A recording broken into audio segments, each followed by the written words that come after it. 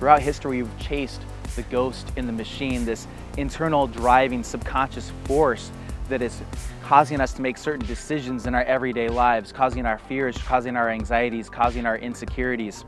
As we create better technology, we can take a look at Cartesian dualism better. Descartes spoke about the division between the mind and the brain. And as we look with tools like EEG, MEG, and looking at metabolic patterns with fMRI, but we still don't understand exactly what the mind actually is.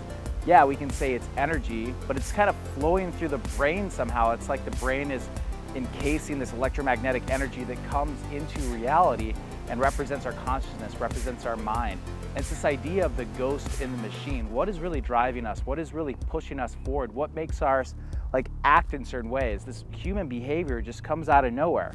And if you look at Paul MacLean's triune brain theory, there's different levels of the human brain. The most basic ancient structures are the midbrain. They control the physiological mechanisms of our body.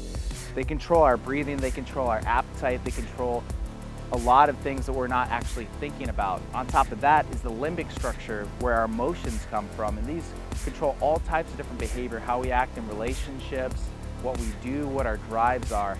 And if Freud had one major contribution to the entire field, the idea of the subconscious affecting our ability to function in this world has got to be the most dramatic realization. Because, as I said, the ghost in the machine, there's these internal drives that are creating our choices, are creating the things that we do day to day in our daily lives, following this ghost in the machine that's leading us through the universe, through this virtual space, making choices, fulfilling our needs. If you look at Maslow's hierarchy of needs, the pyramid, on the bottom level is these physiological needs that need to be met. We need to eat, we need to sleep, we need to have sex to reproduce. That's the most basic level of the bottom of the pyramid. And on top of that, you have safety needs, you have health and fitness, you need family, you need to have a job that gives you money so that you can purchase things and take care of those basic physiological needs. And only on the third level do you actually start getting into intimate relationships, family, things that make you feel good, get that limbic structure of the brain firing. And if you look at individuals, if you look at society, it's difficult to get to the higher levels of the pyramid unless you've had the lower levels fulfilled. So the higher levels are things like confidence, self-efficacy, feeling like you can do things that you need to do in this world. And at the top is like consciousness, creativity, spontaneity, things that people that have fulfilled a lot of their needs, people like, I don't know, Bill Gates, and other philanthropists that have been around for a long time, that take a look back on their life and say, hey, I've fulfilled everything that I feel like I need to here. I'm going to turn to philanthropy and help the rest of the world. It doesn't mean that someone that hasn't fulfilled those lower levels can reach or aspire to that level. It's just much more difficult for them to do so. And I feel like what we're doing right now in the physical plane with our technology is allowing the technology to take care of our most basic needs. We're having robots that are being created that will probably grow crops, stock grocery stores, and take care of the basic Maslow pyramid needs that we need from day to day. The scary part of that is we're left with the higher levels of the pyramid. People turn around and look at themselves because perhaps at one point a lot of people are going to be unemployed, as the Industrial Revolution created a lot of jobs, a lot of menial sort of repetitive job work that will be replaced by technology.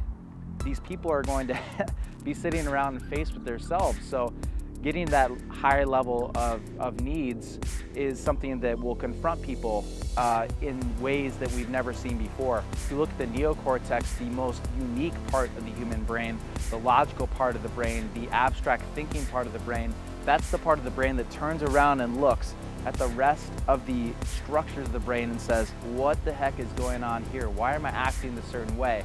Why am I doing the things that I do? How can I change my habits? How can I eliminate fears to do the things that I want to do in this world?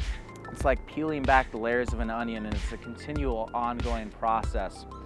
In the words of Pierre Chardin, we are not humans having a spiritual experience on this plane. We are spirits having a human experience. And if you really think about that quote, if you think about what that means, It's this energy that we're manifesting through our organic tissue into this universe, whatever it is, whether it be God, whether it be electromagnetic radiation, whether it be mind, whether it be brain.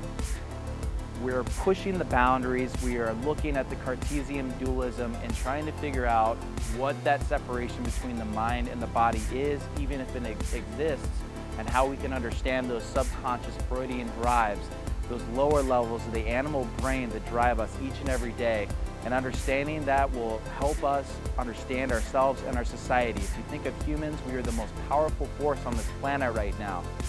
Of course there's weather, of course there's Mother Nature, but if you look at the transformation that's happened within the last 100 years alone, obviously something is happening, and taking a look back at what our animalistic drives are is really important.